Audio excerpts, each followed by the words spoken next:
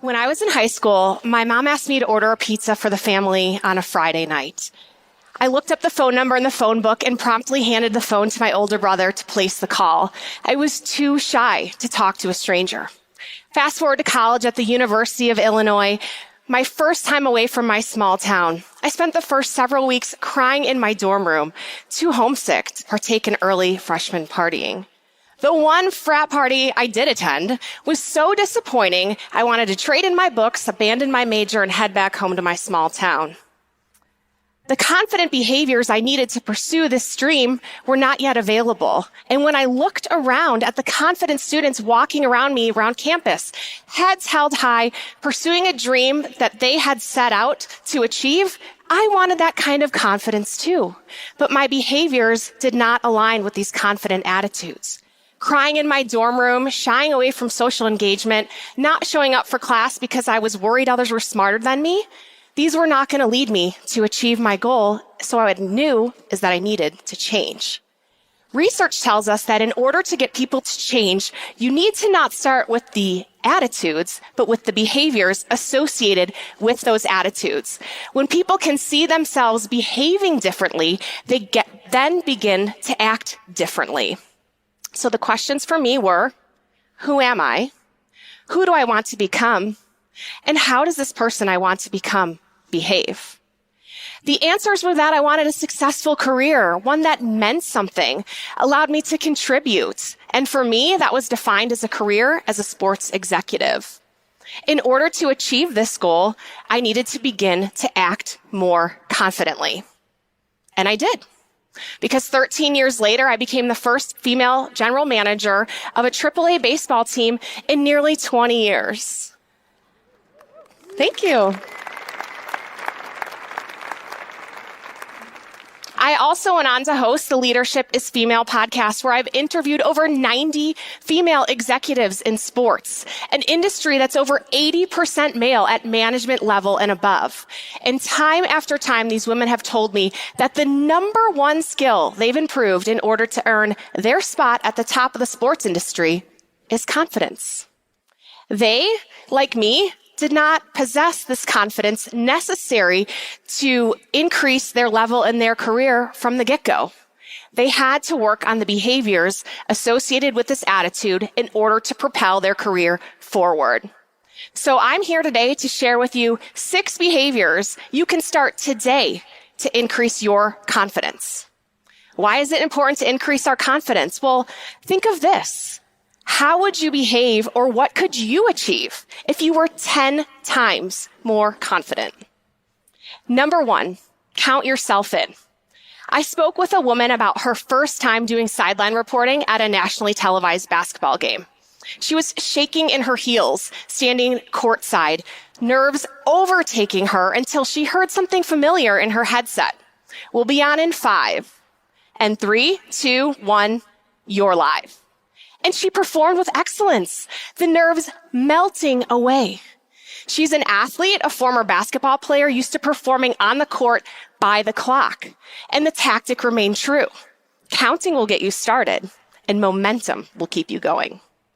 I have used this technique. I've had more uncomfortable conversations than I care to recall, but one I'll share with you today.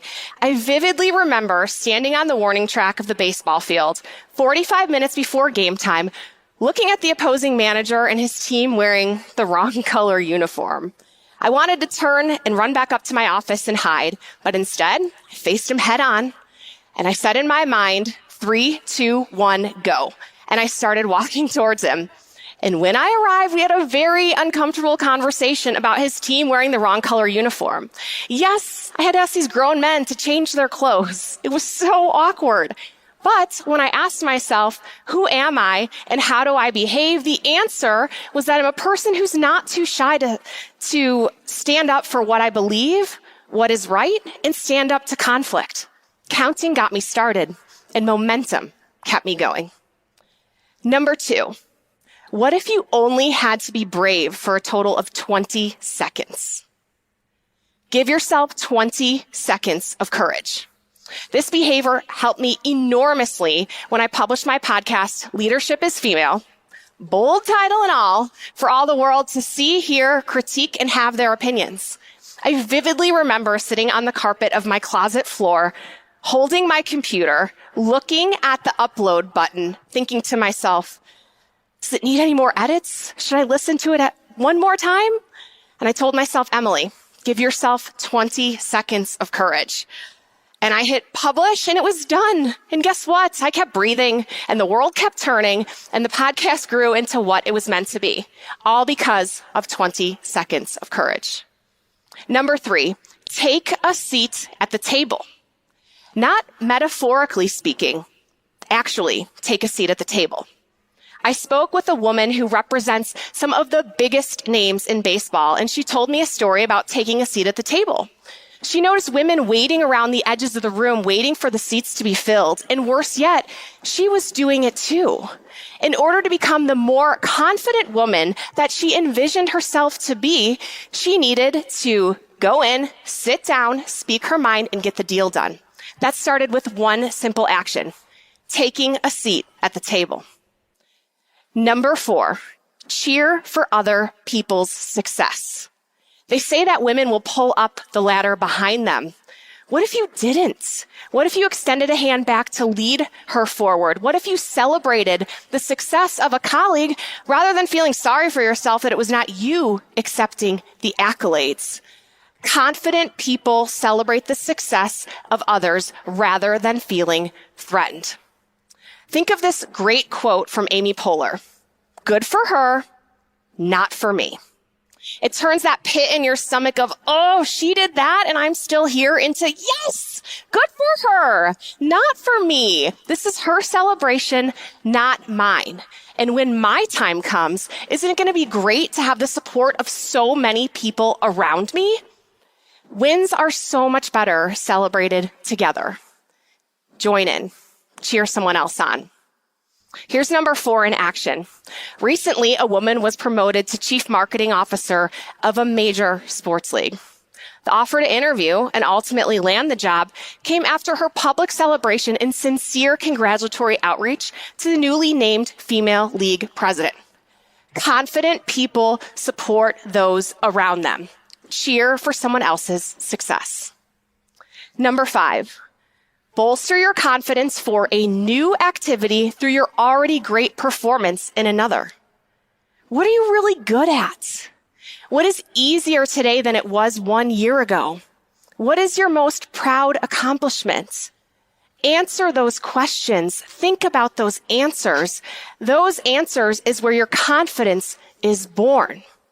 Confidence is born in all we've already done and already achieved. Recently, a woman I interviewed on the Leadership is Female podcast was going after a big promotion at a top team. Before she went in to pitch her boss, she reviewed her current job description, made notes of her accolades in all areas mentioned, and then was prepared with the examples and the confidence of the success she had in the past. She got the promotion. Use your prior success to propel yourself forward. And number 6. Celebrate constantly. How often do we reach our goals and then just immediately move on?